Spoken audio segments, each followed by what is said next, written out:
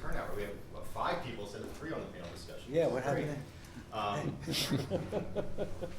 Does everybody know who's up on the panel? Do you want to kind of go through and walk through? Yeah, go ahead. Oh, me? All right. Okay. Bill Mitchell. All right, I'll go. Okay. I don't know Yeah, if you was here this morning or not. Sean Brandel, here with the college, so I'll be the moderator today.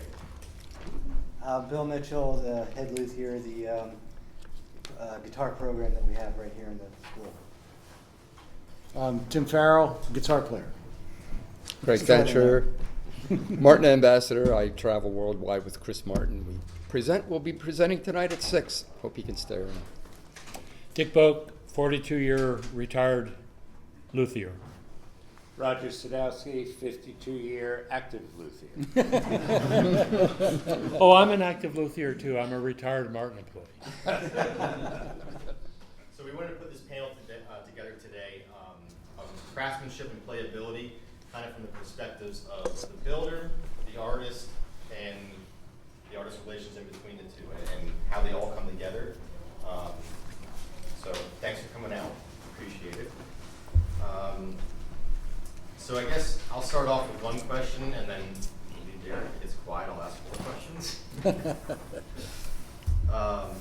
So general discussion of topic: how does craftsmanship and material choices impact the playability and overall sound of the guitar? This is general for anybody to jump in. Craftsmanship, playability. Well, I could give a little input to that from my perspective. As far as materials and playability, for me, one issue has always been the feel of the neck. Is this on? Or, okay. So I've always been very sensitive to how a neck feels in regards to playability. A lot of, I think most of the modern polyurethane, polyester finishes feel horrible. My ideal feel for a neck is an old vintage guitar where all the finish is actually worn off. Okay, so my preferences are for matte nitro lacquer. Problem with matte nitro lacquer, it feels great, but your hand quickly buffs it up to a gloss. But even when that happens, it feels more like a 50-year-old vintage instrument than something new. I also think oil finishes are fabulous for feel as well. So again, from that point of view, I look for a neck that doesn't feel sticky in any way for the player. Absolutely. Yes, as a player, I would totally agree with that. I look for necks that are worn in, whether it's an electric or an acoustic guitar. And as you all know, a lot of the manufacturers making the relic guitars, what do? They take the finish off the back of the necks often. So Completely off the back of the necks? in some cases they do. Varying degrees. Well, at least in the playing area, they take most they'll of take you might have a little finish, 14th fret and up to the 3rd fret, and then the rest of it is gone. So Violins. Yeah, like violin neck. I mean, I deliberately say on my website that we spray a very thin matte nitro finish, and I want that finish wearing off as quickly as possible. I'll get players who are, after a year, they'll send me photos. The finish is starting to wear off. That's what I want to happen, okay? And so if you're a beauty queen and want your instrument to always look new, you don't want one of my instruments. I agree with Roger. I like the matte finish that kind of wears in. I have kind of a question myself, is when it does kind of gloss over, I've been told, just hit it with steel wool. I'm chicken. You can hit it with steel wool. You can hit it with a very, very, very fine sandpaper, because steel wool does contaminates pickup magnets. So there are alternatives to steel wool. But cut the gloss with some very fine sandpaper. Absolutely. Do you recommend that the owner of the guitar do it themselves, or take it to you? No, I think the owner. Okay. I don't recommend the owner ever do it. Always bring it to Roger. Don't let the owner touch the guitar other than play it. There you go. There you go. Especially with steel wool. Right, exactly. I use this really fine sandpaper called Bufflex, which is like a 5,000 grit, and you can just rub that on. It doesn't even seem to affect the gloss, but all of a sudden it feels like smooth as a baby's head. Yeah, but we do want to cut the gloss. That is the But goal it a little. must cut it microscopically. 'Cause Yeah, it but that's changes too the fine. feel. I could see 1,000 grit maybe. It's a personal preference thing. I had a lacquer problem on a guy's guitar neck. It started to separate. I had adhesion problems. Same procedures the last 35 years, but I had adhesion problems on his neck. So I said, well, let's try a speed neck. It's good to finish off of it. He hated it. Refinished the neck, now he loves it. Yeah, so To each his You own. need to talk to your customers. that's right. They want whatever they want. Well, you got to tell the customer what they want. Good luck with that. Wanna Basically, see- it's what you want to do. Is that what you did to me? Yeah, sorry. I forgot he's a customer. Now, you know what? I discovered this years ago. When I was making guitars, I put a lacquer finish on the body and an oil finish on the neck. And many of the customers really liked the feel of it. But for some stupid reason, they would buy the guitar with the lacquered finish neck. And I kind of figured it out. We're all like magpies. We like shiny stuff. And they would just say, well, after a while, it sticks. Take steel wool to it. Oh, now it's better. Why didn't you get the oil finish neck?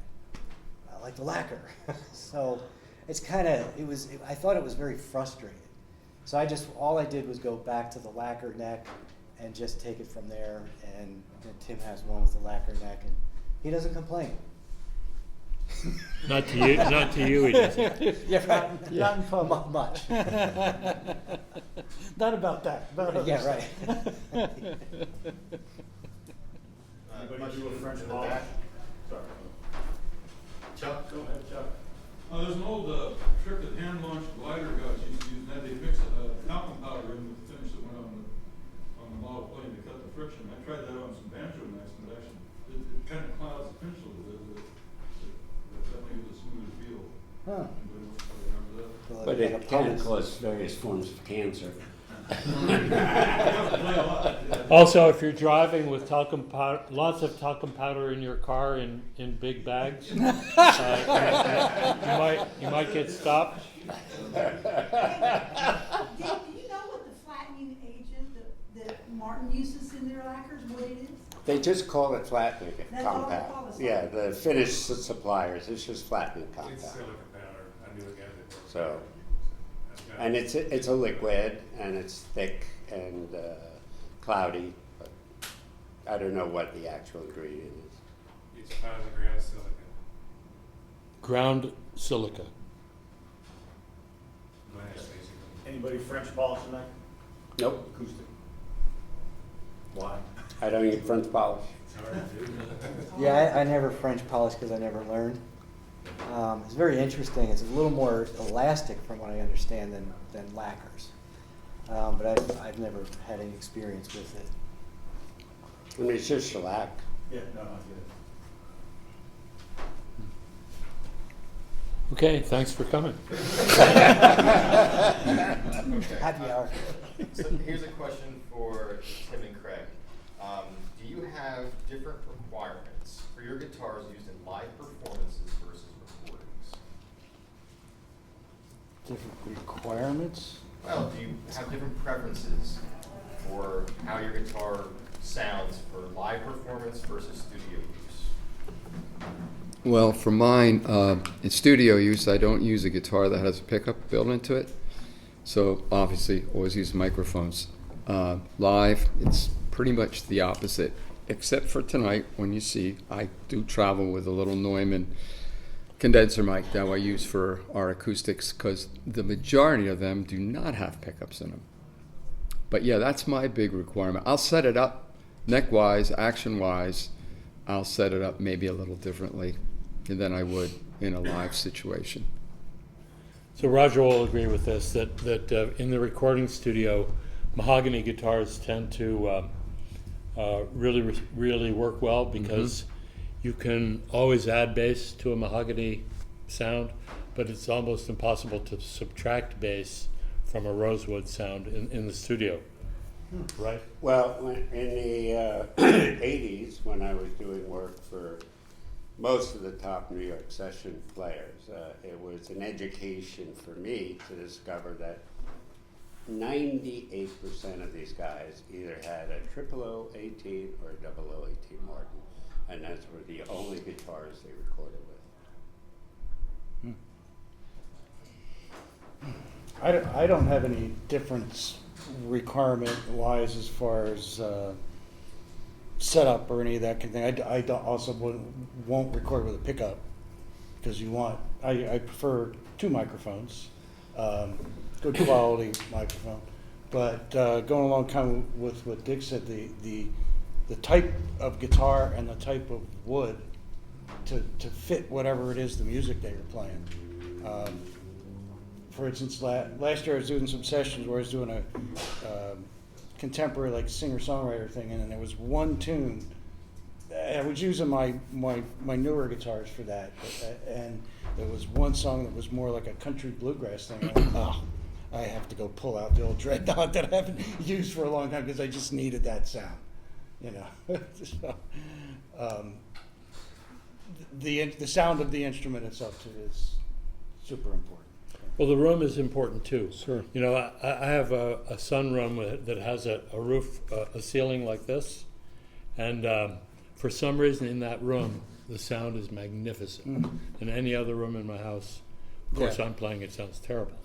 But the room really makes Yeah, huge especially if you're playing solo or small ensemble. It's not as much when you're part of a full band or something. Usually, you usually don't want a lot of room ambience. But yeah, when you're playing by yourself or in a live acoustic setting, yeah, the room makes a huge difference. And the art of recording acoustic instruments is an art in Yeah. itself, Oh, yeah. in terms of microphone placement and all that stuff. Mm-hmm. I'm totally ignorant about that.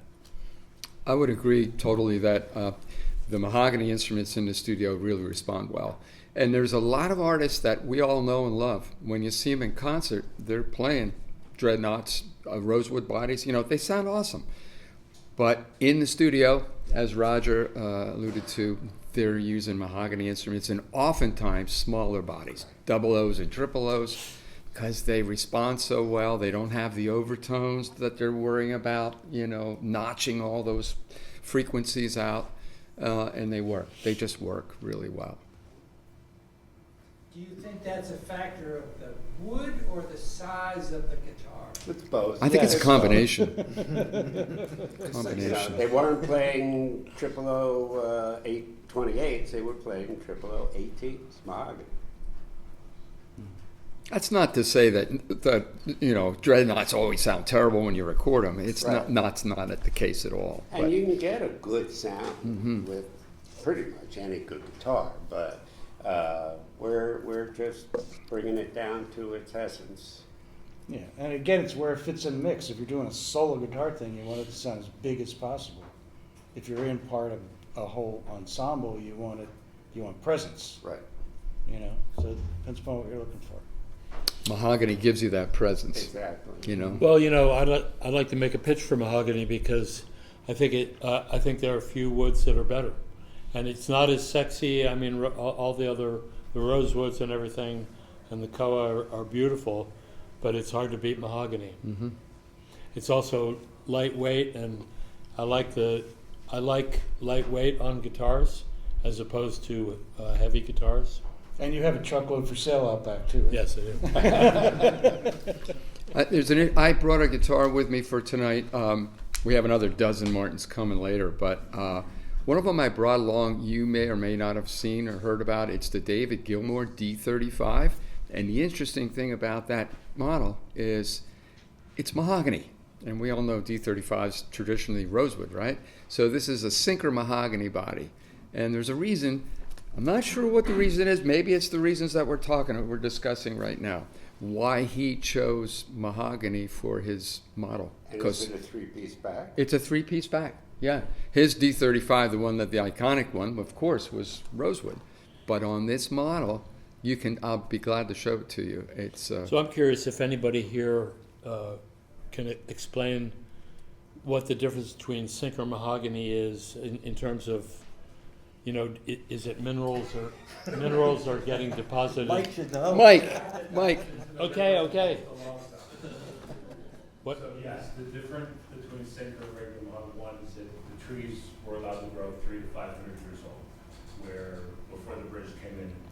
And then they would chuck them into the river to get them to the ocean, and the heaviest of all were going to sink to the bottom, and then basically mummify, and all the lovely river chemicals and you know, silicas and everything would sink in, and it gives the grain this little peppery looking effect.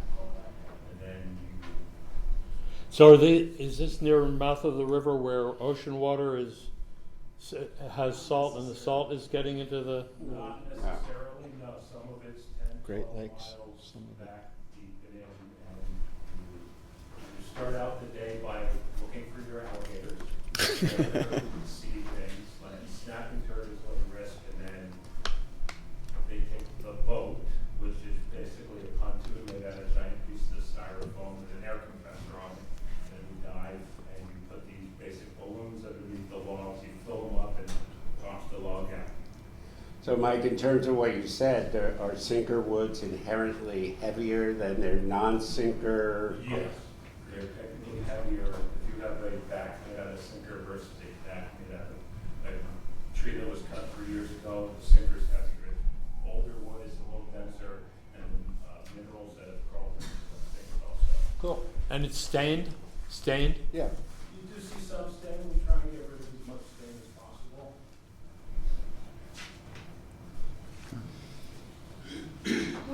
Where is most of the sinker wood coming from? Please. Belize. Belize? But there's cold water sinker wood as well. It's some from the Great Lakes, I believe. Yeah. They harvest stuff out of the Great Lakes. Yeah. Yeah. I don't know if they built guitars out of this, or they know furniture. Furniture. Yeah. Spruce and maple. Spruce and maple. Any more questions? So this one is for Dick. This might be a loaded question. Well, this might be a loaded answer. How do you facilitate the relationship between artists and guitar builders to ensure both parties are satisfied? Well, I brought something to the table which was unusual in that I'm in love with wood. I love guitars. I love the music that the musicians are making on the guitars. I had an appreciation for all the elements, and so I've mostly found that the musicians really responded well to the process of. It's a pretty big honor to be contacted by Martin Guitars to do a signature model, and who wouldn't want to do that, you know? So, Someone who likes Gibsons. who would that be? I have to say that That was quick. there's a guy, a collector named Ty Danko, and I just went to an event with him, and he had 50 incredible guitars, and 50 people came to the event. At the end of the event, he said, "Okay, which guitar? Each of you gets to pick a guitar, and you can take it with you for a year." And everybody picked the guitar, and he said, "Hey, you get to pick one too." There was only one left, and it was a 1934 Gibson, and I never acknowledged the existence of Gibson, but I took the guitar with me, a 1934 Gibson Jumbo. It's magnificent. It's just a magnificent guitar, and I have a new appreciation for the 1 year that Gibson made good guitars. Answer the question. Oh, what was the question? Working with artists. Oh, working with artists. Oh, jeez. Yeah. Keeping them happy. in the process? The artist and the builder And have. Well, builders. most of the artists were so honored to be doing it that they were delightful to work with. The only one that wasn't was Lucinda Williams. Okay. So every project was very special, and sometimes artists would bring lots of ideas to the table, and more often than not, they'd bring just a couple of ideas. Sometimes an artist was already known for playing a very specific size and shape and model, and then it was a matter of replicating what they already were in love with. Other times it was a matter of educating them, and you know, Roger and I are close with Paul Simon. Paul came out to actually, I took a bunch of guitars into Paul, and all it did was confuse him. And he said, I really need to come to the factory, and could you have one of each model ready for me? And we had like 190 models at the time. But no, so I got guitars. I got 12-fret guitars and 14-fret guitars in mahogany and koa and rosewood and O, double O, triple O, OM, dreadnought, 12-fret dreadnought, everything. I got everything out on stands in a room, and he arrived and he played them all, and he said, well, I like the neck on this one, and I like the bridge on that one, I like the bindings on this one, I like the top color of this one, I like the depth of this, you know. And we ended up with the OM Paul Simon model, which was a narrow-necked orchestra model, and a special guitar that he still And plays. after he got his first one, he called me. And he said, could you change it? Well, no, he complained about the open back Waverly tuning machines because they reminded him of a cheap guitar. And I had to convince him that these were as good as you could possibly get. Wow. I'd like to, I mean, Dick had a very unique position because he represented Martin guitars. In terms of working with artists, first of all, I think you need to make a distinction between an artist and a celebrity. And so I've worked with many of both. The thing I learned quite early on with the celebrities is, even though I was dealing mostly with their roadies, okay, and not them personally, and I was no different from the guy that they would call to fix their leaky sink, okay? So realizing that from the get-go was very important. I'm not looking to be these friends of these guys. Forgive my language, I've never been a star fucker, you know, and I didn't suck up to them. I'm just doing my work. But the celebrity thing is a whole nother bag of worms. Dealing with artists, musicians who really, really appreciate what we bring to the table, that's a totally another situation, and that's usually extremely satisfying. Well, with the amount of knowledge that you have to help an artist too, that's the thing, to help them pick out what they want, right? Yeah, As many absolutely. instruments as you've built, I mean. Or to steer them Right. away from bad ideas? Yeah, Right. exactly. You know, I remember Eric Clapton sat down and made a sketch of a cutaway, and it was, you know, he combs his hair kind of like this, you know, and his little cutaway was like, it went down from the neck joint about a half an inch, and then up again, and then around, and he said, what do you think? And I said, you know, I think it's worthless. I don't think it. I think it's going to be difficult to do. It's going to cost a lot of money, and it's not going to yield any results. And he said, "Well, all right then." Honesty's always the best. So, artists versus the celebrities, how many of them in general kind of knew what was behind your art in making those guitars? Kind of behind what? Behind what you all do in making those guitars? How many had a working knowledge of the skill that it took to actually make it?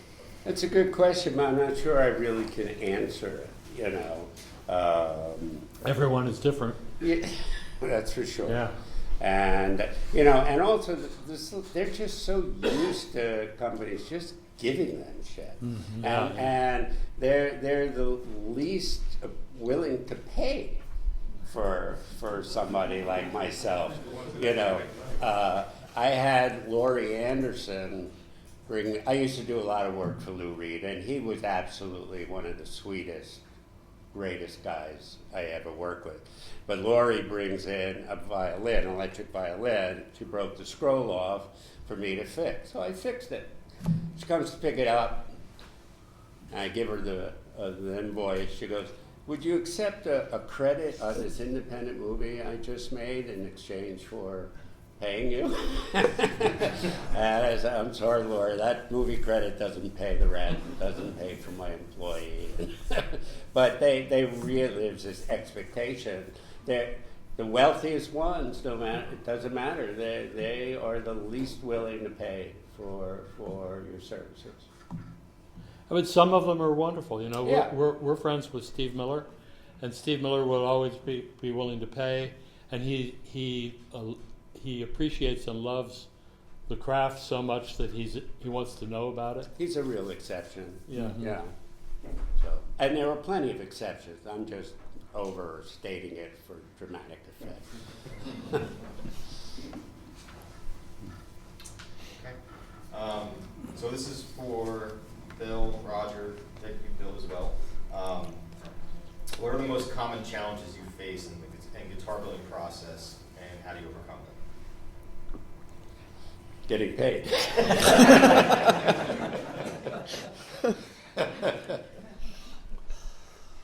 Biggest challenge. Okay, let me do it. I think the biggest challenge is meeting people's expectations, especially with custom-built instruments. I discovered early on that a custom build was an incredibly stressful experience. Stressful for me. Am I going to make this person happy? Am I going to meet their expectations? I'm sure they're doing the same thing on their end. You know, they're paying me a lot of money. Am I going to meet their expectations? When it works out, it's wonderful. It's what we live for. It makes it all worthwhile. When it doesn't work out, it's so uncomfortable. And have you guys ever been in a situation where you've gotten a custom-made guitar and you don't like it? Yeah, a couple of times the customer would take it for a week, month or so, call back and say, "Well, I like this part, but I don't like this, and this, and this." I was like, "Well, 90% of what this was that you don't like is what you picked." Mm-hmm. But apparently it's my fault. Right. And now I have to sort of back my way out of it, because like, okay, you wanted me to do this, I did this, and now you're regretting paying for it. And how do I handle this customer? And usually by the end of it, I never see the customer again. And it's kind of mutual in a way, because it's their expectations. I think what their thought of what they wanted is their expectations are here, and the reality is just where it falls. But they're expecting it to be like,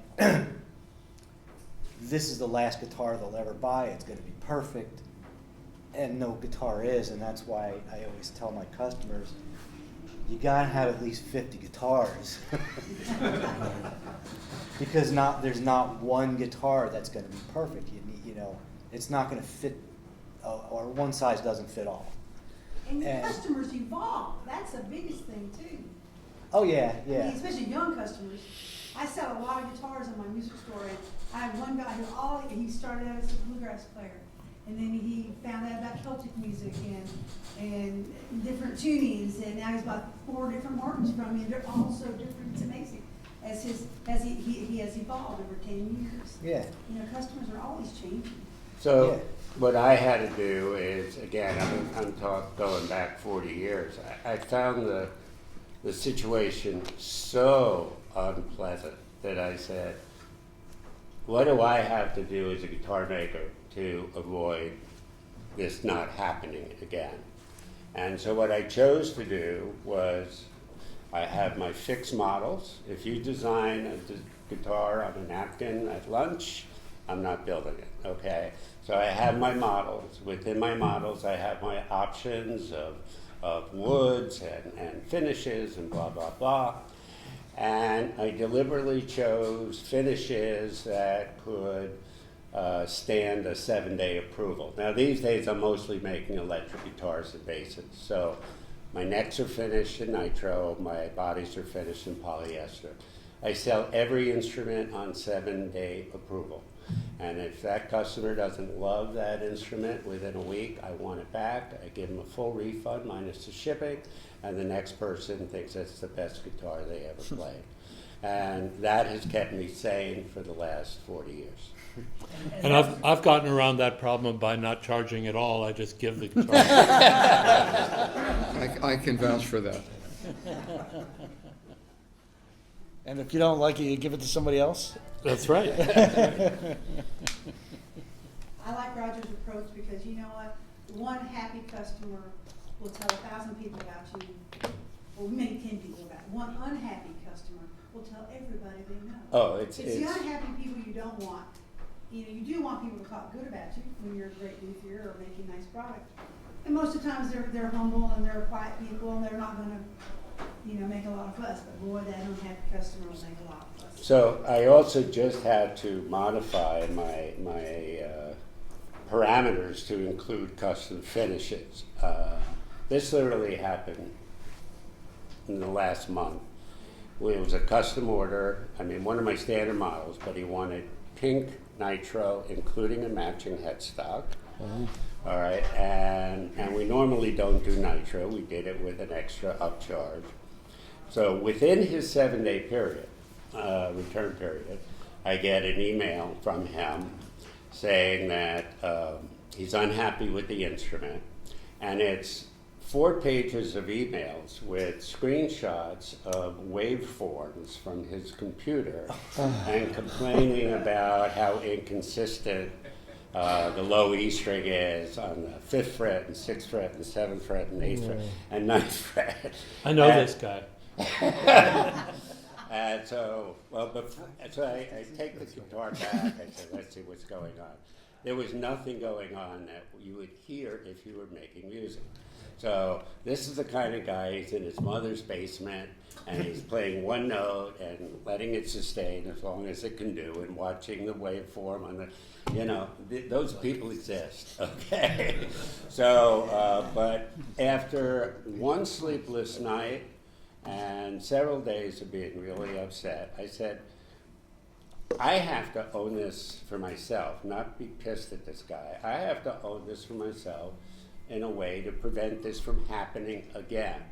And the big issue was the custom finish, okay? Because if he didn't like the guitar for the other reason, I'll take it back, no problem.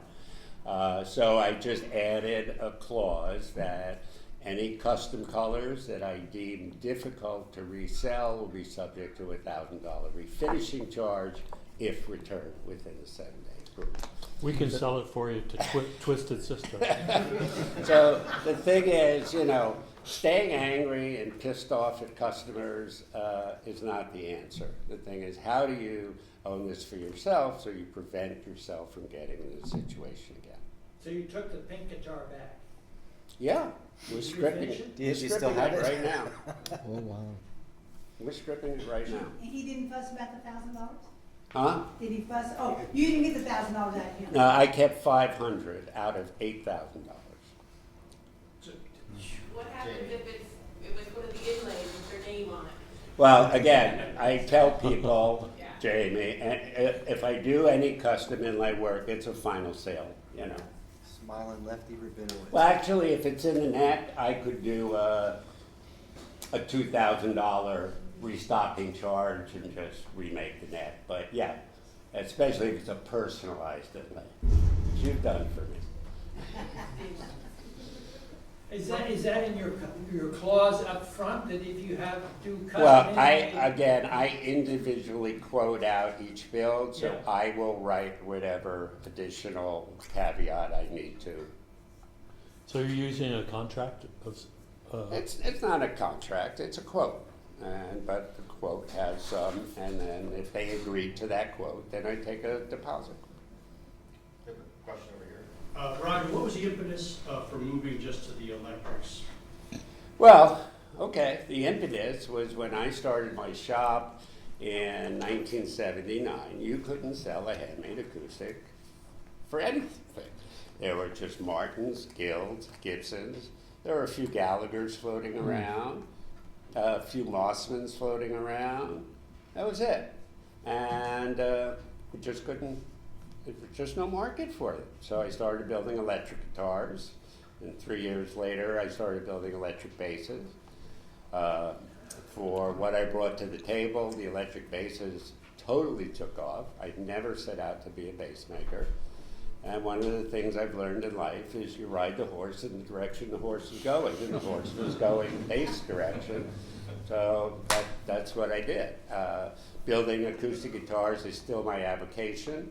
And now that I'm 75 and think I can slow down a little bit, I'm going to spend all of my extra time making acoustics again.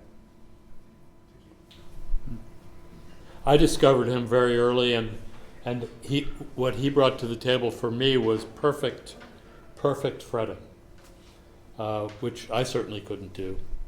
And that you were known in the New York professional market for being able to make a guitar perfectly playable. Setup work, fret work, absolutely. What was the key behind that? What was What what? was the key behind making your guitar set up perfectly and play perfectly? Who was the old guy at Guild, Giovanni or something? He said, "The more you pound it, the worse it gets." Well, again, I think the key, if you're developing as a repairman or as a builder, is to find a really, really, really good player to learn from. You set up an instrument, you say, how does this feel to you? I said, well, it's great, but the nut's a little high. And, if you're not a great player yourself, you need a really good player to give you feedback on your work. And that's how you To make it do as low as possible without buzzing. Push those boundaries.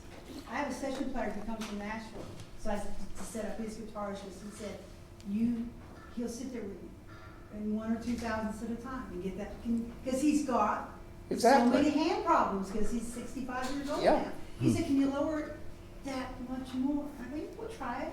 Yeah, And we do it, we sit there and play with it, so he's perfectly happy. yeah, And that, you do thousands and thousands of setups and you'll make money for the rest of your life. I agree. I mean, it's one of the hardest things I ever learned, but I'm telling you what, it is the most satisfying. Yeah. Well, isn't it amazing how quickly the saddle disappears on an acoustic guitar?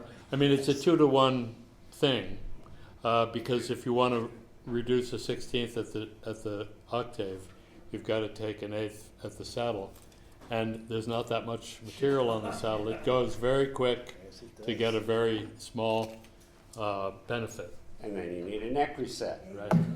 Then I talk my customers into light gauge strings. You don't have to have the heaviest string on the market.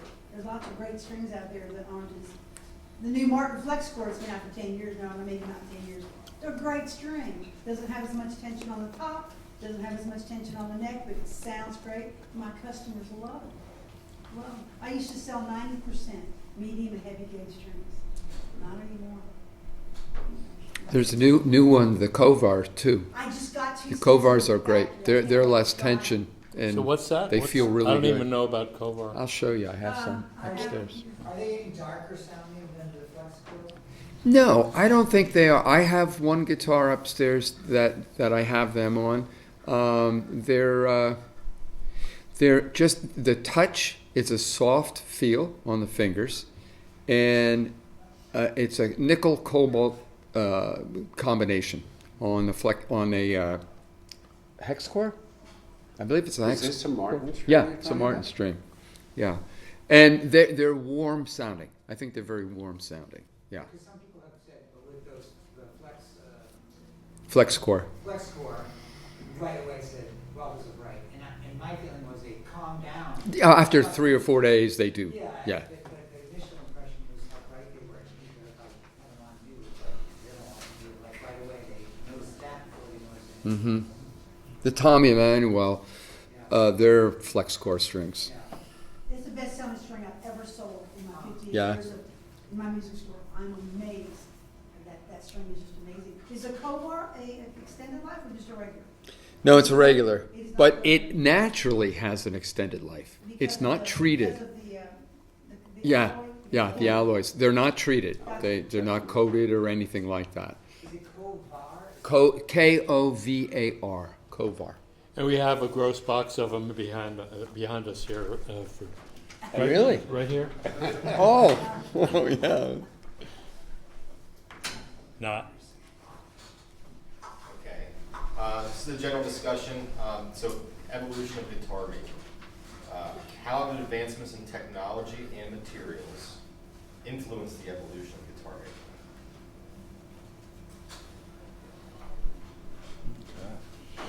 Well, nobody will want to bring up Michael Dresner's name. But Michael Dresner had an analogy that I liked. And he said, okay, you build 2 guitars. So one guitar is being whittled, every little piece chiseled and whistled and hand assembled. And the absolute identical specifications, everything cut on the CNC machine, replicatable and almost no hand work. And the 2 guitars are completed. They're 100% identical in materials and specifications. So is there a difference? So the question is there a difference? And I think there's a difference. And there was a book called Zen and the Art of Motorcycle Maintenance.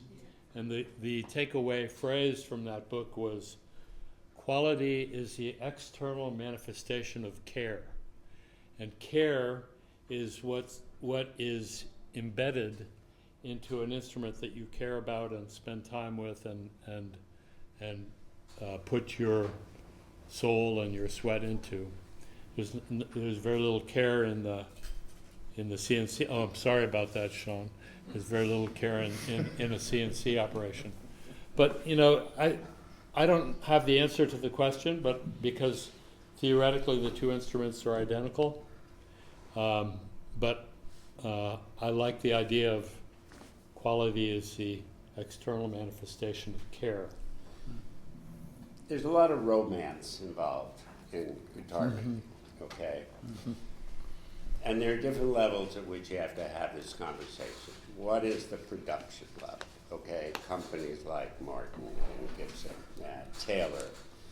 So obviously, I think the biggest introduction in technology in my lifetime has been the CNC machine, okay? And I'm always dealing with these idiots on the internet, CNCs don't make guitars. They make parts, okay?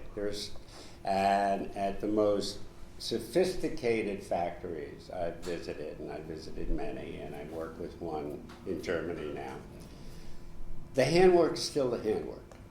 No matter, you could have 100 CNCs and lasers and all this stuff, but the handwork is still the handwork, okay?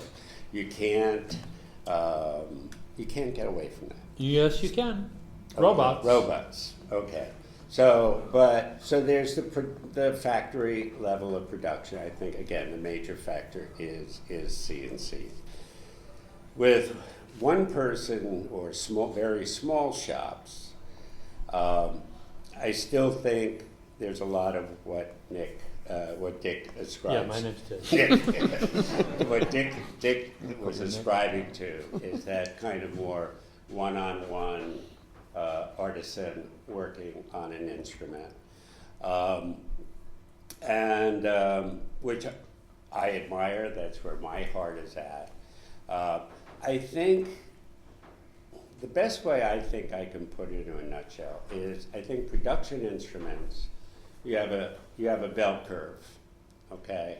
And so out of any 1,000 production instruments, you're gonna have a handful that are dogs, you're gonna have a handful of exceptional ones, and you're gonna a whole lot of okay, good ones in the middle. And it's up to the player to determine if he's got an exceptional one or an average one. Or Fortunately, there are a lot of players that really like the bad ones. Fortunately.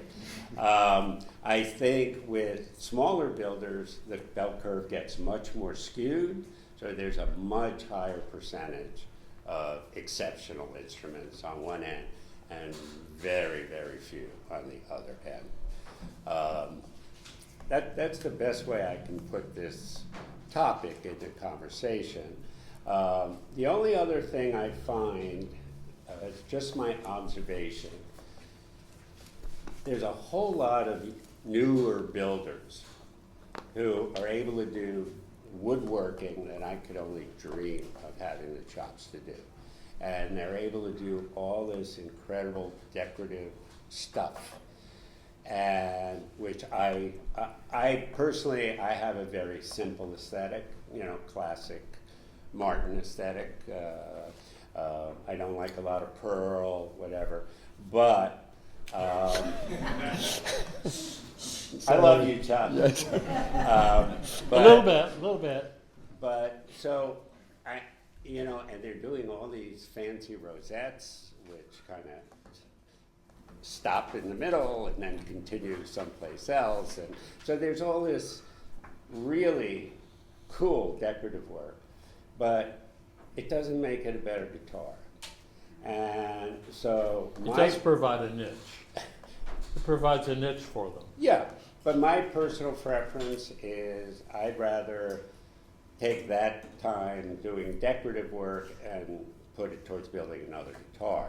So that's just my personal aesthetic.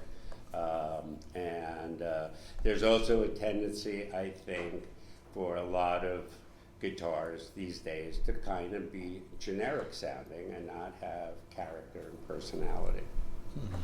Yeah, I want to hear from you guys. Talk. I'm just trying to. Basically, Roger covered so much of what was going on in my head, thinking of what to say, and I don't want to be redundant about it. But you know, I love doing inlay work, but I also understand that's not what makes a good guitar. What makes a good guitar is really making around 80 to 100 of them. That's when you start understanding the cause and effect of each part that has on itself. And then from there, you just sort of refine and refine and refine. And after all the guitars that I've made, I'm still building. The one that I'm building, I'm thinking of how I'm going to refine the next one. But I still want to put my own kind of flair into it, and it's usually with aesthetics. My headstock shape, my bridge shape, pickguard shape. That's what really, let's face it, we're all watching a movie, the guitar's in the background. It's a Yamaha. Yeah. You know, you're right off the way, that's a Guild. Wait, that looks like a D18. We know it from those aesthetics. And so that's what we try to do as independent builders, is come up with something unique. But I also see a room full of independent builders. They're all being so unique in the same direction. And sometimes it gets confusing as to, well, whose guitar is whose in this way, you know? And, you know, I don't know exactly where I'm going with that, but just doing aesthetics versus the quality of the craftsmanship of the guitar. And my apologies to you and Chuck for my any negativity towards Pearl. Oh no, I get a lot of customers come in and they see something that I, do a Tree of Life or something, and they're like, I hate that. I don't care. It's like, fine, you hate it. Here's one with no inlays, with a couple of dots on it, and that's what they gravitate towards. So I like the idea of being able to please anybody that walks in the door, but at the same time, it kind of bites me in the butt, because if I do too much, like what you were saying, and it's a perfect example of you get to a certain point where it's like, all right, I have certain parameters and you can pick options within that, but I'm not gonna widen the neck a little bit because you want one. I can do so much. So I agree with that, but you're not, it doesn't offend me that people don't, Yeah, like even and- Tim, he wanted a blank fingerboard. And And I'm I- looking at it saying, oh. I think also what I meant is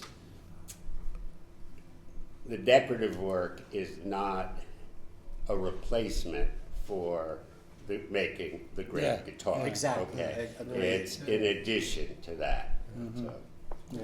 One thing, as a player, I'm a player, I don't build, but guitars inspire players. And that's oftentimes the difference between a person playing a lousy guitar or quality, the way you're saying, and they're inspirational. They can do great things with it. And it's the instrument that inspires them.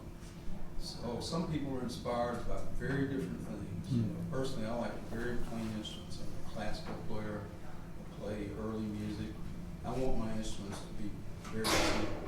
I don't want any inlay. But other people, that inspires them. So I think you don't seem to be talking about that at all, but I think there's a very important inspirational aspect for the player, the guy or gal who's going to be buying your instruments. And so all those things matter, not just one thing or another. You can have the really greatest guitar, and I know some players would not want it simply because it doesn't have what they want. It just doesn't inspire yeah, them. some people like bling, that's fine. Yeah, yeah. Well, talking about the aesthetics, that Bill mentioned, I wanted a plain fretboard. And that was when he showed me the piece of wood that he was going to use. It was Zercote. Yeah. And when he showed me the wood, I said, I want to see that wood. I don't want to see anything over it. Of course, unfortunately, it's got to have frets on it. But Well, you could do Zercote frets. there you go. And then replace them in a week. And then Typically, yeah. Actually, there are, you've seen the scalloped fingerboards Yeah, that yeah. don't have any frets at all. Yeah, yeah.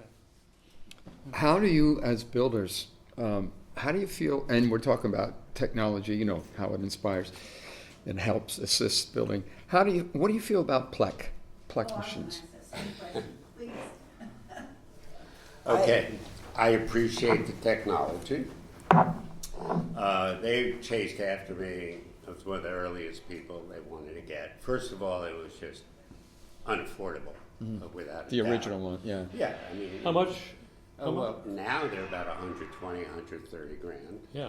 Okay, so that's a lot of money. And again, I earned my reputation on my fretwork, so I always wanted to have a T-shirt made that said, "I am the Plek." And in fact, years ago, they took one of my instruments at a NAMM show to put it on the machine and analyze it, and they said the Plek couldn't do any better. So there's that side of it. I could see in a factory situation, running machines through a Plek machine just as a final QC process. I have no issues with that. There are also shops that do so much repair work, setups and Pleks, that they could do 20 a week and pay for the machine. So again, have no issues with that. I had asked Joe Glazier, who down in Nashville, who's a representative for the company, would this replace an employee for me? Because that salary would pay for the machine. The answer is no. You still need a full-time employee to put things in the machine, take it out, in, out, blah, blah, blah. So for me, there was no cost effectiveness in it, but I think it's a very cool technology. My only issue is on the repair end, is I don't believe in removing fret material to address a fingerboard issue. So if a fingerboard's got an issue, you don't grind the frets down to nothing to get a straight fingerboard. You have to pull the frets, reach through the fingerboard, and refret it. So that's my only objection, is using it to remove material off the frets, it should be addressed on the fingerboard. So my question is, what is the biggest advantage to even having a play? If you are a luthier and can't do fretwork and can't play a fingerboard and can't do a good setup, is a play machine's not going to take the place of that. I think the understanding that many of us have, at least from, consumers, players, whatever, musicians, is that you can do all these things under tension. Is that correct? Yeah, but I Yes, level frets under under string tension too. So today, you have leveling bars that can go underneath the strings. So I have the instrument to tension. I have very fine sandpaper on the bottom of this bar. Stu Mack sells a thing like that. And so I can level frets under tension as well. Okay. Okay. I think, though, that, again, Kathy, you know what you're doing, okay? I know what I'm doing. Right. There are a lot of repair guys out there who don't have our chops, okay? And so you have to just remember, you don't need one, I don't need one, but. On the other side of that, I've had one guitar play. I have a Leo Buendia guitar, Ooh. and the frets were wearing very quickly. Turns out he had an issue with a certain era of frets. So I had it plucked. The guitar was only 2 years old, and the frets were really worn. T.J. Thompson did it, but after it came off the machine, he touched it up by Yeah. hand. We did the market tour, the repair department tour, and those guys in there said they had to follow the plate machine around and clean up the frets. Yeah. Well, and then 2 years after that, the frets were worn again. I had Bill put the Evo Gold on them, and he did just as good a job, a better job than the Same plate way enough machine. we're going to be able to get Evo Gold anymore, but it's made in Romania, right? Yeah. I have not had any experience directly with the Plek, but years ago, I think it was Gibson that was one of the first companies that got the Plek in. And many of the customers that we got in that brought in brand new Gibsons, we had to do a dress and crown with. So right off the bat, I was turned off to the Plek machine, but it's evolved quite a bit. And this is probably going back 15, 20 years. But the frets were just flat on top. And it was like, okay, the Plek has its place. The frets were level, but they weren't crowned. Right. So it was quite a bit of extra handwork that we had to do, as you were mentioning as well, chasing the Plek machine around. Tim, I have a question for you. Did you hear any tonal difference with the EVO Gold fret wire?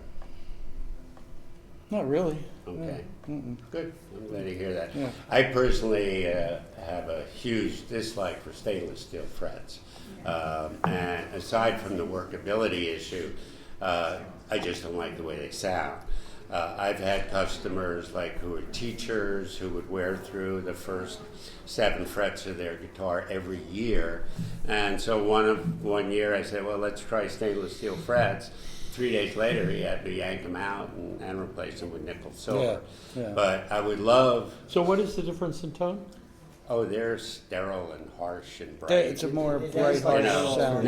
Now, if they're well polished and you're a metal player or a heavy rocker, they bend like a dream. But with that level of distortion, it doesn't matter what they sound like. Right. Okay. Right. But so It's just amazing to me that such a small component could have such a not at all. tonal impact. It's in direct contact With with the the string. string Yeah. and everything else. And there's a lot of them. It's actually, I've always advocated how important the fingerboard wood is in terms of the tone of the instrument, and the fretboard is a direct reflection of that. So, and I've tried other alloy fret wires, and the last one I tried was a phosphor bronze fret wire that came out of Korea, and that was just too warm and dark. So fret and tone are a big issue, very big issue. When I was running Woodworker's Dream and Guitar Maker's Connection, I went up in the attic, and in a box there was, like 10 pounds of solid brass fret wire from 1944, Right. when they couldn't. Yeah. The nickel silver had to be used for weaponry. Well, the brass fret wire was as soft as refrigerated margarine. Sure looked good. And, It looked great with gold tuning machines. but they wore out in no time. Oh, I can imagine. Cheap guitars you used to get from Chicago, Decay, and Harmonies. Right. A lot of their cheapest ones have Brass fret, frets. sure. Because it was cheap, Yeah. Or it might have been left over from you guys. It Maybe was I sold sold in the it. back. Probably was. Does a black machine cut nut slots? They do, they Yeah. can. Yeah. And they And can saddles. also, and they can true fingerboards now. Santa Cruz Guitars uses it to true their fingerboards. Interesting thing, we were at Fred Wallake's, what was the name of his shop in California? Westwood. Westwood Music. Anybody ever been to Westwood? In the about 13, 14 years ago, in the window of the shop, they had a Plek machine. So the people passing by, they're all stopping up and looking. That's the first time I ever actually experienced one, was out at his place. But they used it for all those things. Well, they were repairing, obviously. They And Mm-hmm. you know, the older I get and the more my hands hurt, I hope I can get used to it someday, or they keep coming down in price. But I hate crowning frets more than anything. But that's why T.J. Thompson got a Plek machine, Yeah. is working with his bar frets and the amount of Right. metal he has to remove from them. He was just wearing out his body, and that was the main motivator for him to get a Plek. Hey Roger, I got a question for you. So you're known for your fretwork, known for your basses. You just said that you do understring leveling. Where are you finding a beam that's long enough for a bass neck? Well, the longest, again, it doesn't have to be the entire length of the neck, and because your arm is acting like a pendulum, Sure. So you can relieve the it. longest one that the Stumac has is fine, even for a bass neck. And the idea is not to put pressure, just to let the weight of the beam do the work, and just adjust the neck as straight as possible under tension. So you feel like you can still get a perfectly flat surface? Yeah. Yeah. I mean, perfect is relative, okay? But perfect is better than good enough. What about Only relief Gibson in is the good neck? enough. I mean, sorry, what? People talk about relief in the neck a Yeah. little bit, which means it's not flat. It's actually slightly concave. Well, in terms of my setup, I go for the flattest neck I can. If the player's attack requires a little more relief, we can add that. But I like a pretty flat neck. On an acoustic guitar, relief implies there's going to be a hump around the 14th fret. Can be. Yeah. With that, it'd take a lot of relief for that. Yeah. Well, that's how I go. Fingerboard extensions glued to the top, Dave. Yeah. I like to glue the fingerboard extension. That's to discourage people from playing too high. That's up right. the They neck, shouldn't be up right? there anyway. That's exactly. So if you're leveling under tension, but you're leveling with your neck dead flat, are you leveling under tension to take into account any twisting of the neck, or if it's dead flat anyways, then what's the point of worrying about it being on tension? The truth is, a little bit of twisting doesn't affect playability. I've seen so many instruments where if you sight it, yeah, you can see a little twist. They play fine, And so in terms of leveling, so then you don't really need to do it under tension as long as it's dead flat. Tension always helps because, again, there's no way you can reproduce what that neck looks like. Well, that's exactly what the Plek machine is doing. It's scanning the neck and then reproducing with no tension what it looks like under tension, okay? The only way, there's no way to do that except, well, maybe that Stumac gizmo with all the rods, which I never could deal with. But it works. put it up to tension, you adjust the rod as best you can, and then you level them out, you know. I'm curious from our two players. Wait, what, Chuck? What's the ideal fret end treatment? Fret end treatment? Yeah. That it feels good. I Inside mean, bindings, over the binding, or you know, too much bevel, and then you have string slipping off the edge of the frets.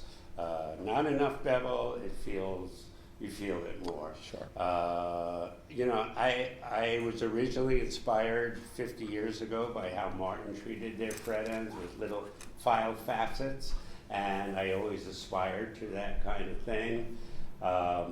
It's a bullet. You know, and you know, now there's guys doing this really beautiful polishing of the frets before they even put it in with rounded corners. You know, the bottom line is it just has to feel really good to the hand, Chuck. You know, you said overbinding or underbinding, or some inside the binding. oh, that's stupid to me.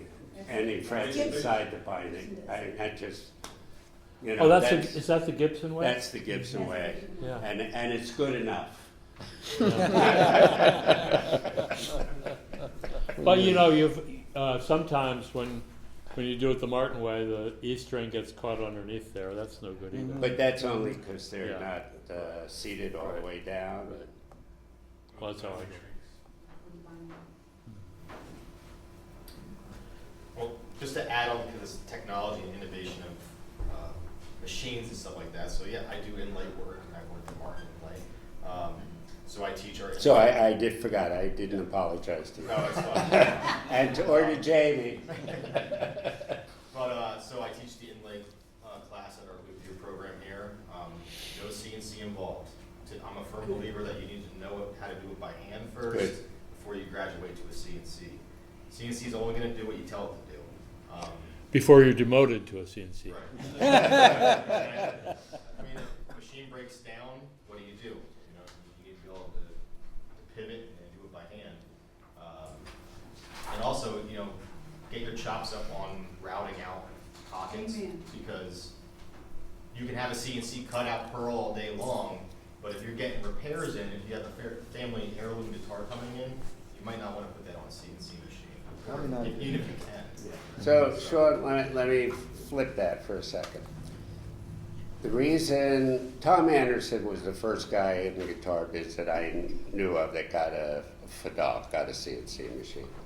The reason he got a CNC machine, he told me, is that he had significantly reduced the amount of blowout and chip out making parts on a pin router. And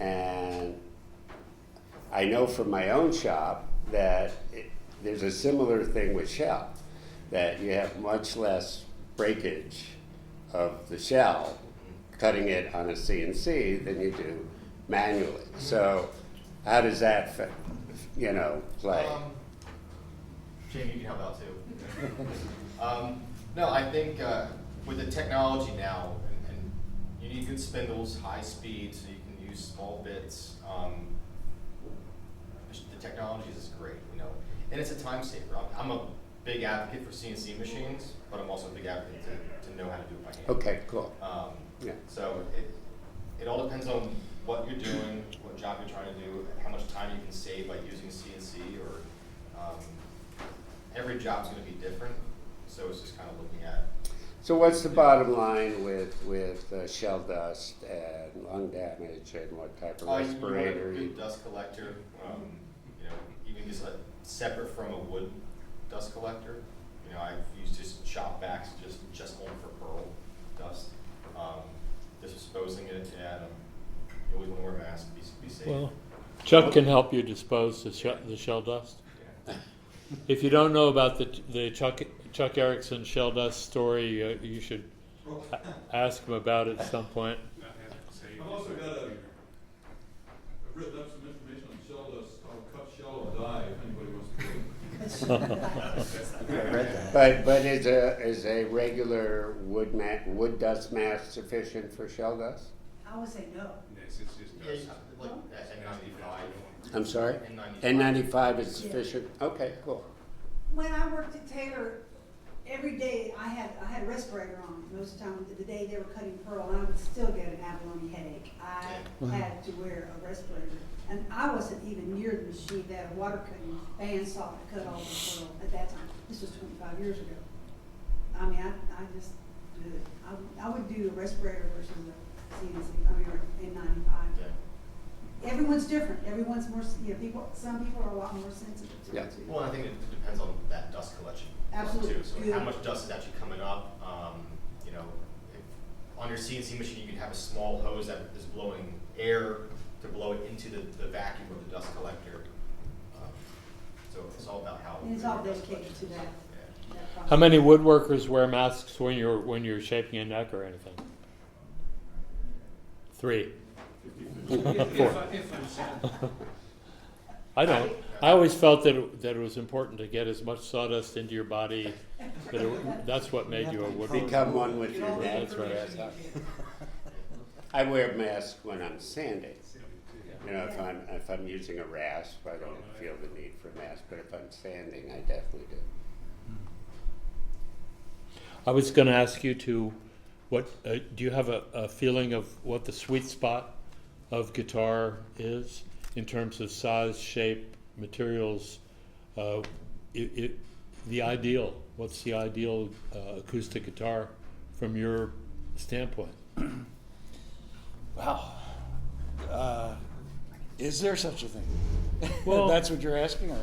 Or, for me, it's evolved over the years. I used to use big jumbos or dreadnoughts all the time because I wanted the sound more than not necessarily the You wanted the feel. power more Right. than anything else. Yeah. But I got to a point, I don't know if you remember this, because you were involved, I blew out my shoulder. I had to Same have shoulder thing, surgery. And I couldn't reach over the guitar. I called Dick and I said, what can you recommend? And I went up to the Martin factory. I ended up coming home with a OM35. Still gave me the sound, still gave me a nice full range, but thinner body and easier reach up and down.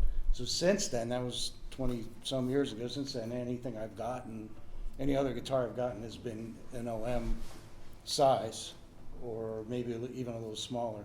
But they usually are a little deeper though than the Martin OM. I don't know the exact measurements, you probably know the measurements, the depth. Let's see, it'd be about 4 inches. The OM is triple O depth.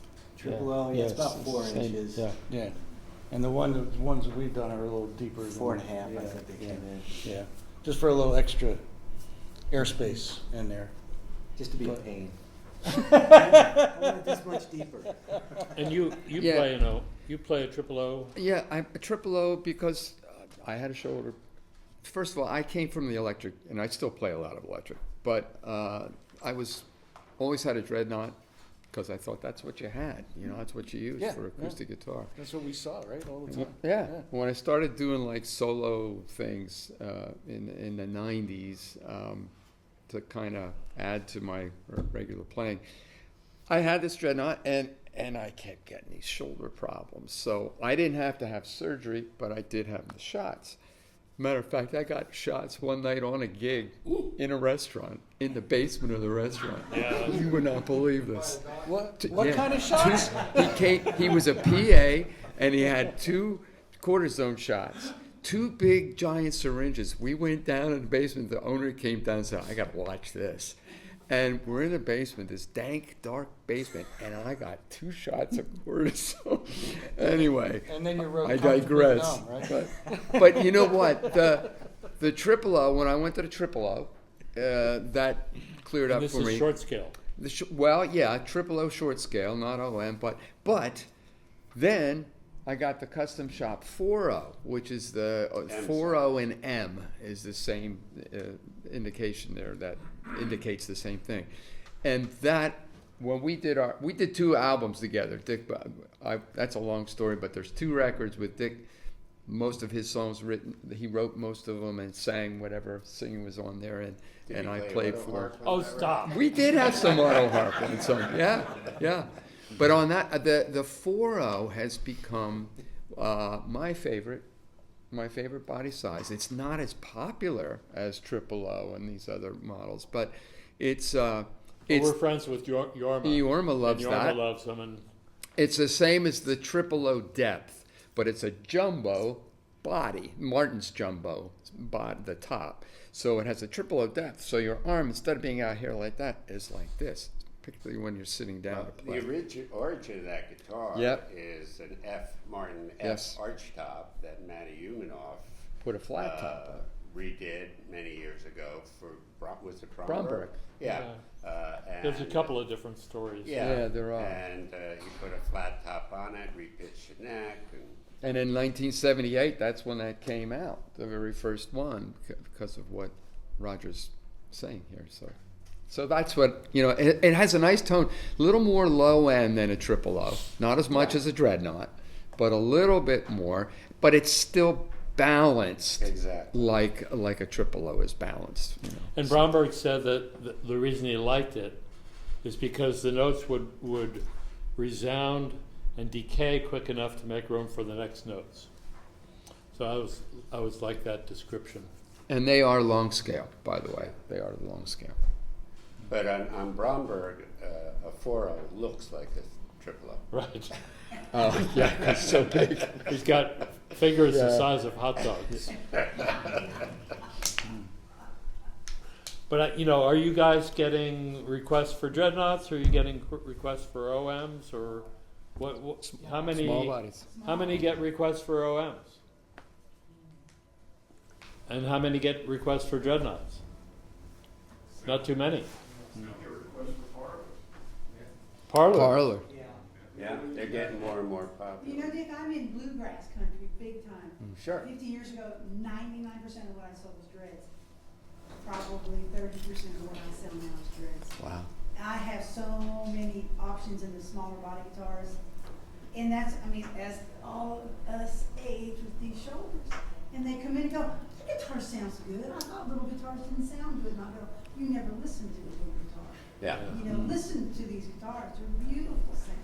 Well, they weren't around 30 You're years ago. right, there weren't as many options. Right. I remember the triple lot deep body that Martin built. Who designed that? What was her name? Diane Poncio. I thought that was one of the neatest guitars ever. Well, They keep her body in the smaller size.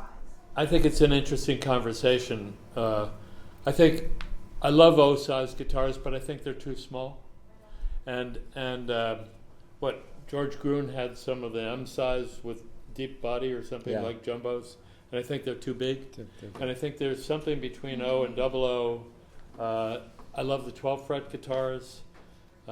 Maybe a 00.5, 12 and a half fret. 13 frets. You do have 13 fret guitar.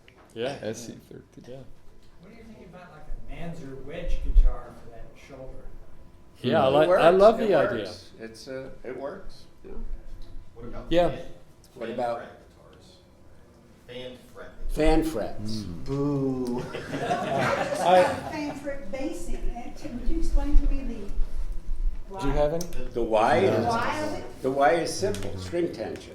All right, you want a longer B string if it's a 5-string to get a tighter sound, and a shorter scale on the treble string.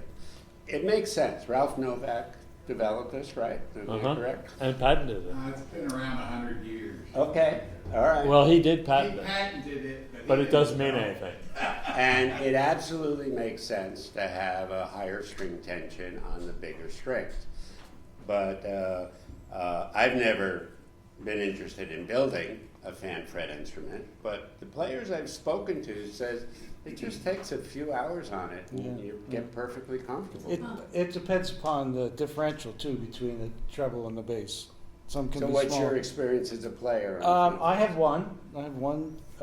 fan fret Paul Wilson built. The differential is just under an inch. And it does what it's supposed to do. It's great. Fret that's parallel. There's one straight fret. I You can move believe it. it's the You can move it up 7th or and down and 8th. change the feel. Yeah. for me as a player, I didn't take a lot of time to get used to the left hand, except maybe down in the first position, But my right hand, there was issues that I didn't expect, because I do a lot of movement on my right hand for tonal changes. Sure. Playing over the sound hole, or by the bridges, different tones everywhere.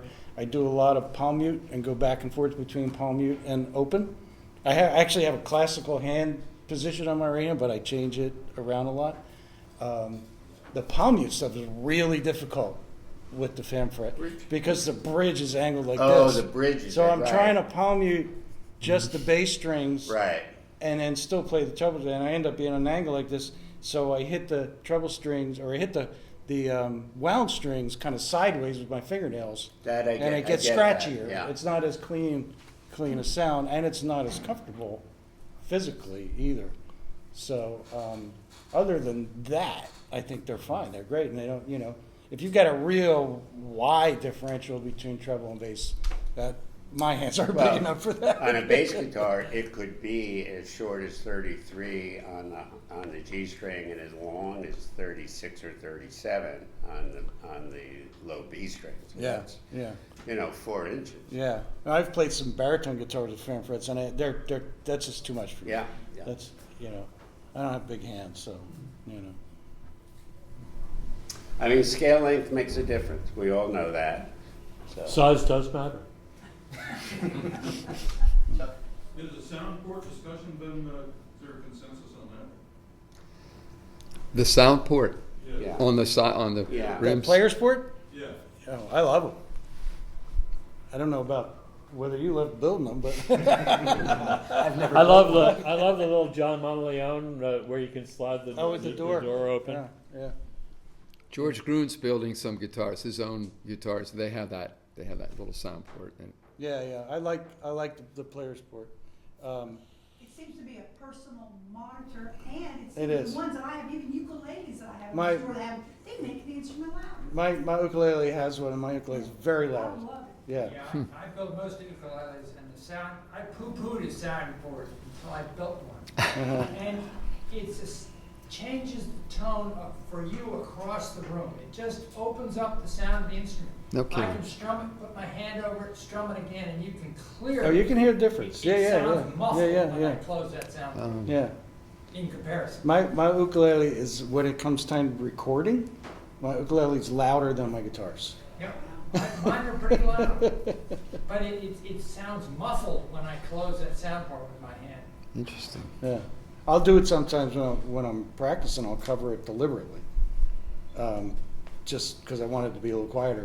But It makes a big difference where the guitar is tuned before the sound port's put in. There's a sweet spot for air, and if the guitar already has too much air and you put a sound port in, it makes hardly any difference at all. If you're right at the sweet spot, it makes a big difference. Oh, cool. So If you're under the sweet spot, makes a big difference. you're planing it into the whole design. You're not just punching an extra hole in All there. factory guitars have too big a sound hole anyway. How do you find the sweet spot? Yeah. How do you? You have to listen. There bound to be another way. I'm not smart enough to know. So you made a remark that all factory guitars have sound holes that are too large. So you're referring to speaker technology that I'm calculates? just referring to listening to where you get the best sound. And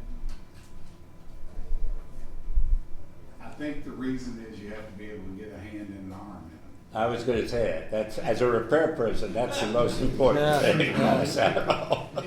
And a bridge clamp. And if you look at the size of the Martin sound hole, I think you'd agree, there's no scientific reason that a D has a 4-inch O and a triple O has a 3 7/8, and the next size down is 3 and 3. They have 1H increments going all the way down. But they wanted to make it a little smaller, but you still got to be able to get your hand in there. Well, the designs are beautiful and proportionate and inspired. Yeah. And, it's and the there are right place to formulas. Put a sound hole anyway, structurally, and to get the most out of the soundboard. But it's always been there. We like to see it there, you know. So Chris, how many different body shapes do you do? 3. So how did you experiment with your soundboard locations? Well, I mostly learned most of it by accident. Okay. By making mistakes. Well, we all learn by our accidents, but I mean, I used to think you just needed a certain number of square inches and then that was it. But then, I mean, it's so complicated. I don't understand. But, like, not only does the number of sound holes make a big difference. Like, 4 square inches made up of a number of small sound holes acts differently than 1 4 square inch sound hole. okay. I don't know why, but it Right. does. They act bigger than they are if you have a number of small ones. It has to do with the perimeter, you know, air moving faster at the perimeter or something. But I'll give you an example. I built this guitar and I found the sweet spot. I started off with 11 square inches of sound hole because it was a triple O. And I thought, or an OEM, same body shape, you know, it needs 11 square inches of sound hole. And it sounded terrible. It had 21 sound holes in the rosette. And started plugging holes, got down to 6.7 square inches, and it sounded wonderful. Some of those little holes were tiny.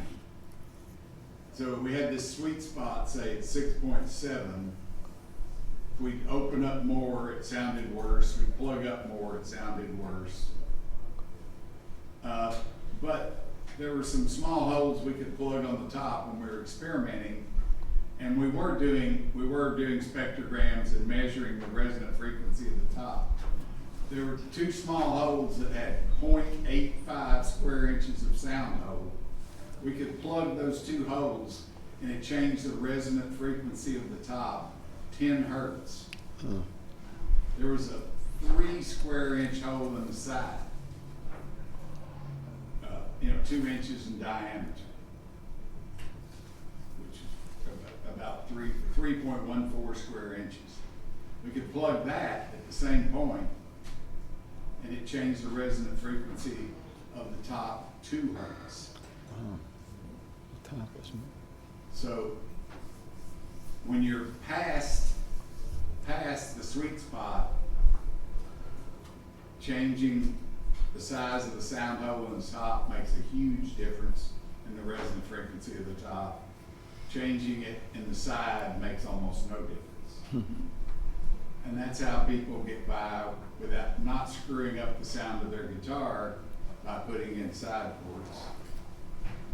But it does some other things too. Tim likes the sound. It does change. It makes the mid-range louder,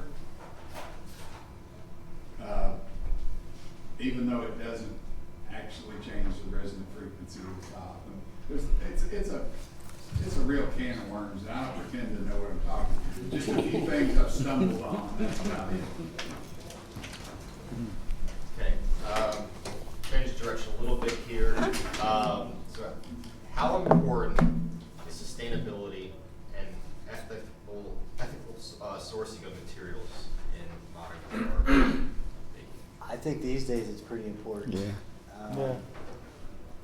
I do have had a number of customers that really like the idea of locally sourced woods, walnut, cherry, us being in that country, Of course, spruce, we don't have any local spruces. But people do appreciate that now, I think, more than ever. Do you know that all of Martin's Adirondack came from West Virginia and Ohio? No, I didn't. Yeah. That's not the Adirondacks. It's red spruce. Red spruce. The orders in the archives show that it came from West Virginia and Ohio. Huh. And Interesting. who really appreciates that fact are the customs officials. Try to take a guitar across the border, if you got anything that looks like pearl or rosewood or ebony, they'll confiscate it if you don't have the right paperwork. Really, I mean, my impression is that they're really not interested in individual owners of guitars, that they're more concerned with companies shipping hundreds of guitars in export. I've had a friend try to take a banjo, a couple of banjos. Well, banjo is a different story. They should let them leave the country. We're not even allowed to take those across state Just lines. didn't want to. Oh, boy. It was getting them back in, they wouldn't let them. So when did this happen? I'm just About 5 years ago. Okay, so that's exactly my point.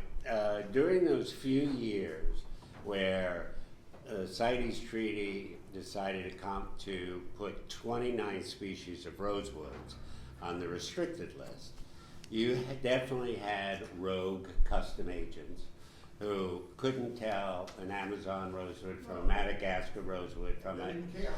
It's not that they didn't care; they didn't know. They didn't know. Okay, so yeah, that was an issue for a brief period of time. Now, and thanks to the efforts actually of NAM actually doing one good thing for a change, they got it rolled back to just include Dalbergia nigra, which is Brazilian rosewood. Okay, so that's the only restricted wood. Now, there are certain woods that are close to being restricted, like Honduras mahogany, but it hasn't happened yet. So, but I think also what happened as a result of that period is it made all the manufacturers and a lot of consumers open to all sorts of alternative woods for guitars. Yeah.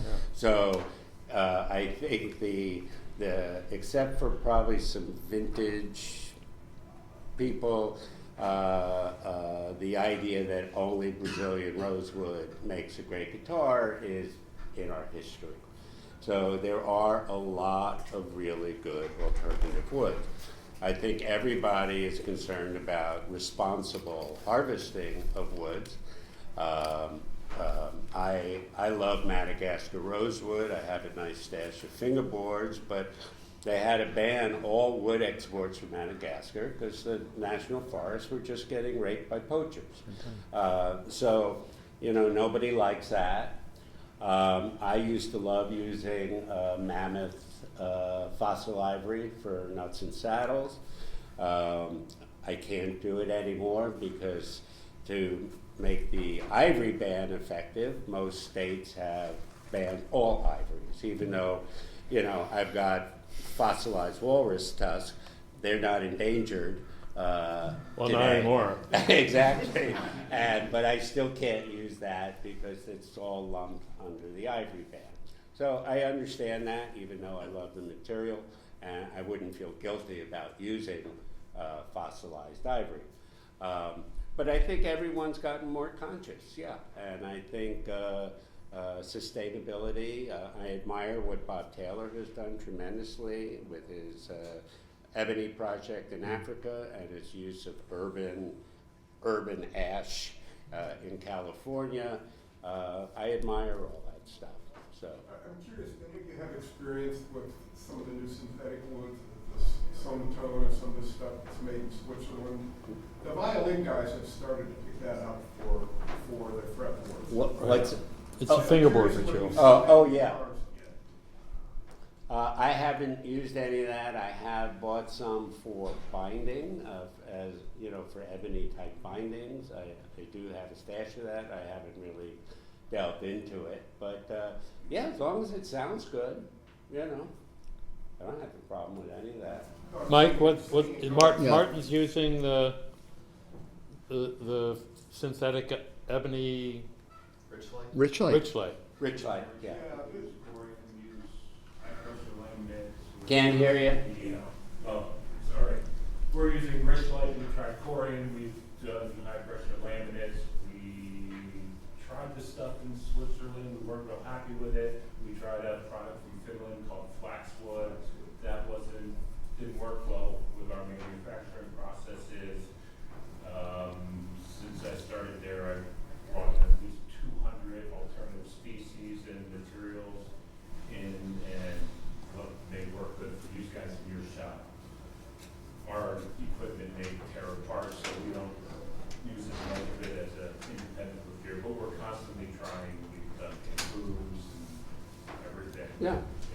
We recently got a fingerboard sample in from Thermowood. You've heard of them? They're out of Canada. Right. We haven't tried it yet, making a fingerboard out of it, but it's like some kind of like, it's wood, actual wood fibers or dust that's like compressed together under heat. They compress 2 inches of wood down into like finger. Right, yeah. They take all the air out of it. It sounds like rich light. masonite, kind of. Well, yeah, have you tried this torrified Purple Heart, which is black? They sell it as Royal Black, ebony or something. Royal Blackwood, I think. Royal Blackwood. Yeah, gave it a nice name. There's some of it for sale on the silent auction, fingerboards and bridges. Oh. And we did try the thermally modified squished wood again, on a machine that cuts fret wires and just chipping it out. Okay. You know, it's interesting, between the two wars, German luthiers could not get ebony. And I worked on a number of violins, and you go to plane off the fingerboard, and all of a sudden you're down to Purple Heart, or you're down to some wood, and they just put black lacquer on the top of it. So it's not new to be working with different woods on fingerboards. It's been around for a while, but I haven't seen it in the guitar world. But that, I don't know the violin biz, but in the cheap guitar biz, that was a way of just disguising woods that weren't ebony to look like ebony. Well, I think that's what they were doing. But yeah, but I think we're talking about substitutes, okay, not hiding things. Well, the interesting thing from my point of view was the specific gravity. So specific gravity of mahogany, if I'm right, is around 54, and specific gravity of rosewood is around 96. If specific gravity is above 100, it sinks in water, right? So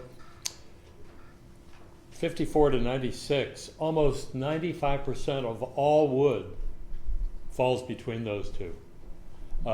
And for that reason, I considered just about every species of wood to be viable as a instrument making wood.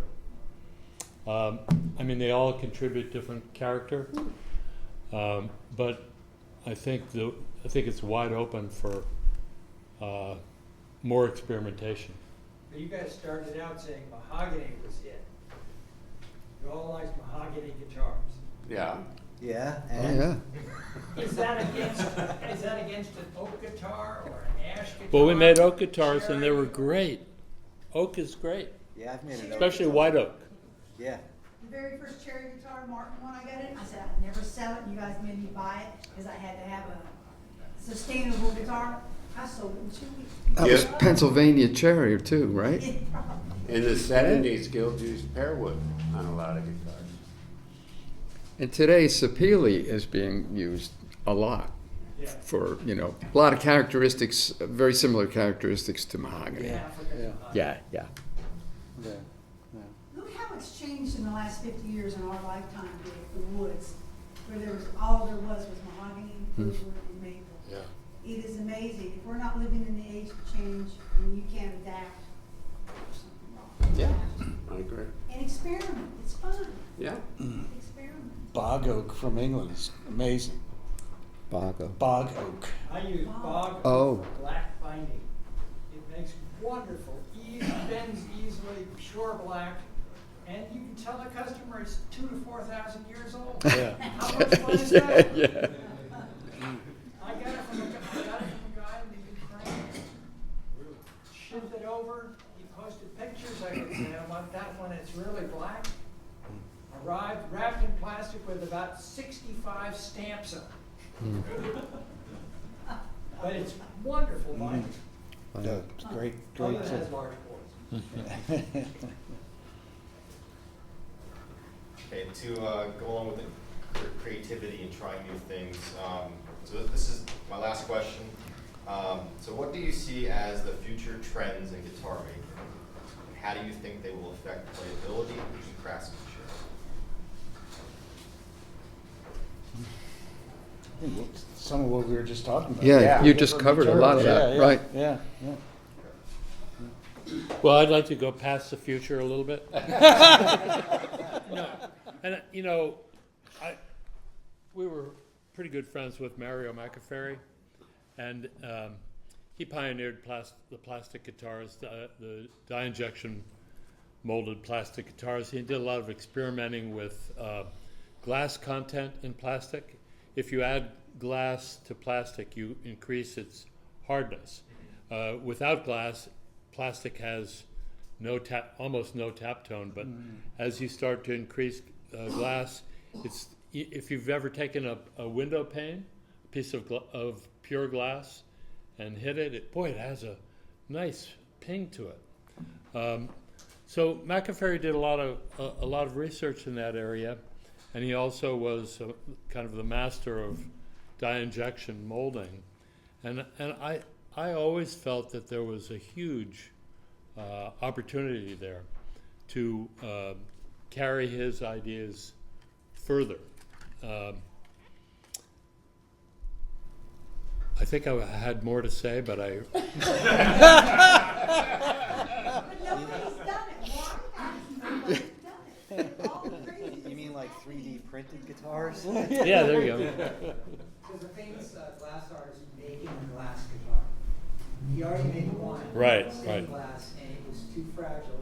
Right. So I know a filmmaker who's working with him and documenting their making a hybrid glass guitar.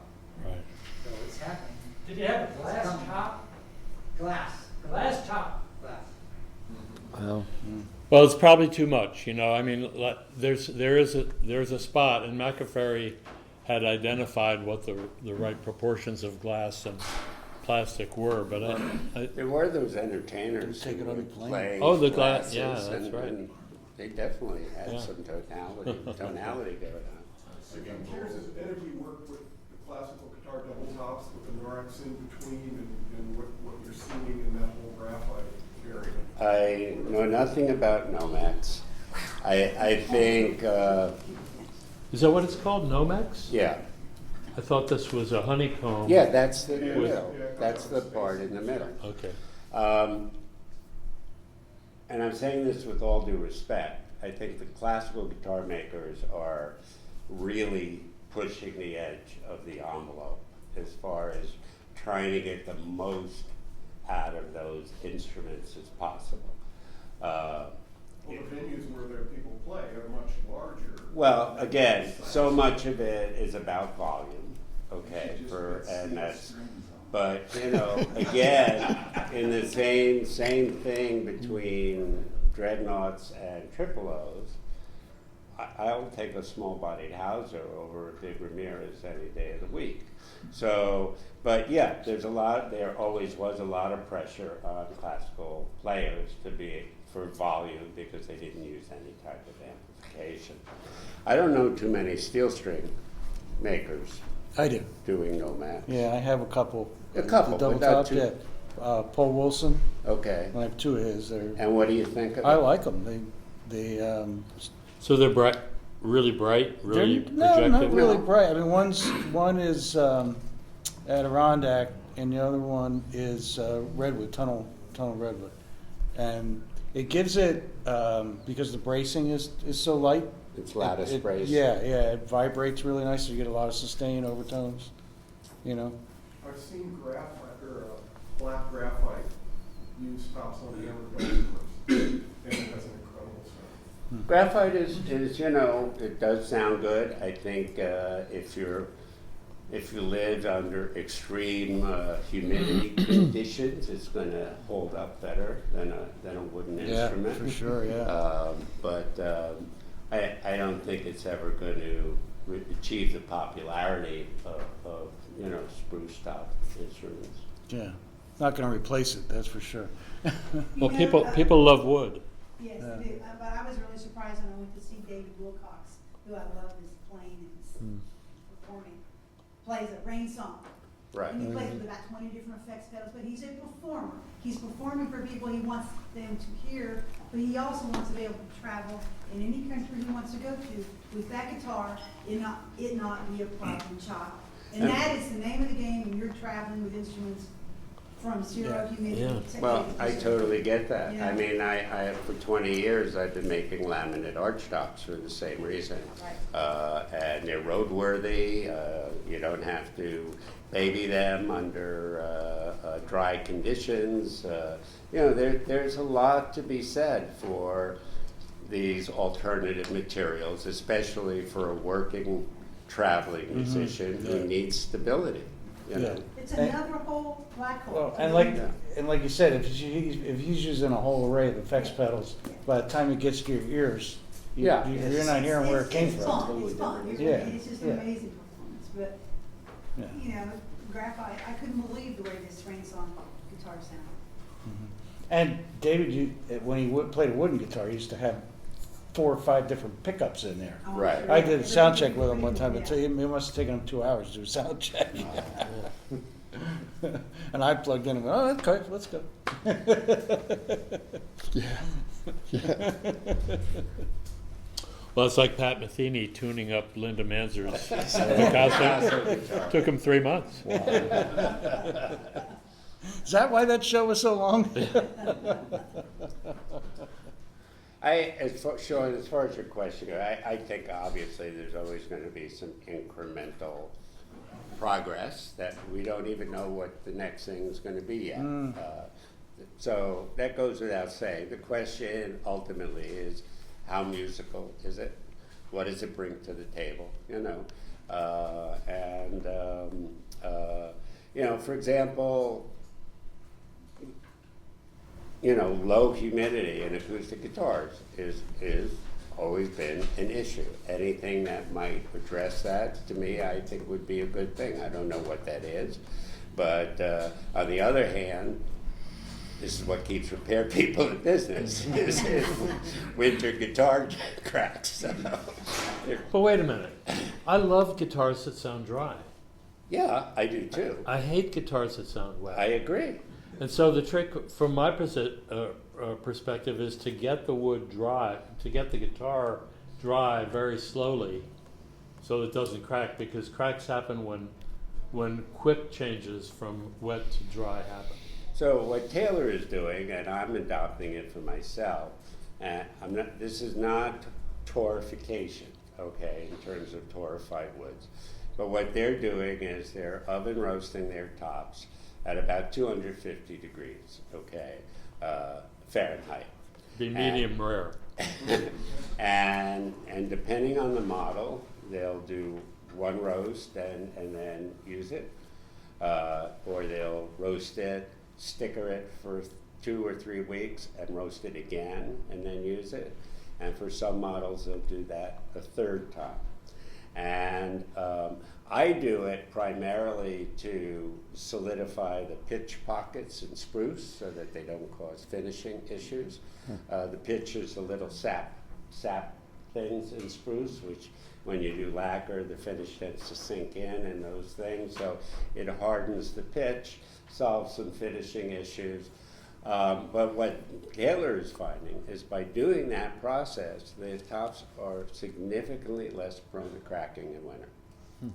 And I think that's a very interesting finding. And again, it's not like the torrefication process at all. Roger, But are they still working and keeping their dry rooms, or keeping their aging rooms at 40, 45, 50%? I think so. You think so? Yeah, I think so. But, and so to me, and there's a logic, I can understand it logically. It's Right. submitting the wood to certain stresses, and it's minimizing the wood wanting to shrink excessively under low humidity. Interesting. Has anybody had any experience with some devices like Tone Traveler? Yeah, well, there was one before that called the Tones. Yeah. It This makes- is the device that puts vibrations? Yeah. It makes sense to me. I mean, without a doubt. I mean, 50 years ago, people were putting their guitars on stands in front of their speakers. Neil and Young. blasting rock, rock and roll. And so it's logical, I mean, there's no doubt you can hear. Look, I'm not a believer in buying a guitar that doesn't sound great with the expectation of it breaking in, okay? It's gotta sound good from the get-go. But I have experienced guitars that haven't been played for a while, and then you play the shit out of them for a couple weeks, and they Wake blossom, up. So, to me, there's just, it works. It works. Again, it's not going to transform a turd, okay? Okay? but there's no reason why it wouldn't bring something to the table on a decent instrument. What you're saying is the effect is not permanent because if you don't play it. That's right. It's not permanent. Right. Yeah, I had a great example of that. 25 years ago, it was one of the first NAMM show in Nashville, okay? And it was at Gruen Guitars, and they had a Gibson Southern Jumbo for like $28,000 then, which was absurd. And I played it, and I was spectacularly unimpressed. And one of my clients, a lot of you may know him from Saturday Night Live, G. Smith, he bought that guitar. And he brought it to the shop for us to do some setup work, and it sounded as lousy as I remembered it. He brought it back in 2 months later after playing it nonstop, and it was an amazing guitar. I think he's talked to us about that. He's a good friend of ours. Okay. I work with him every year. Yeah, so I go back a long time. Yeah. Gee. He's from Stroudsburg. Okay. He's from here. All the Oates days. Yeah. But so that was just such a clear example for me of this whole thing. Hey, could I say one real quick thing? This is just a thing. I'm from this area. Dick and I are both from this area. And I don't know if you know where you're sitting, but this is the old Bethlehem Steel offices, okay? So if you get a chance while you're here, go to the blast furnaces. This area, these buildings that you're sitting right here between the railroad, his grandfather was chairman of the railroad. My family, 4 generations worked here. My father was PB&E Railroad, which was the railroad for the steel company, and his brothers, everybody, it was split between a railroad and the steel company. But the point is that you're right here on hallowed ground, and I always feel it's important to speak up about this because I play here a lot.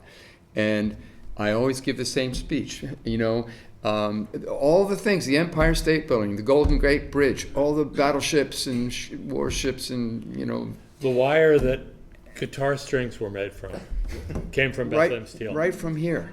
And it was all designed in these buildings here, and then manufactured right here. So I just wanted to say that. I don't know if... How was the city successful in not tearing these down? It's amazing that they didn't tear all this down. They almost did. They almost They did. almost... Historic buildings and They almost did.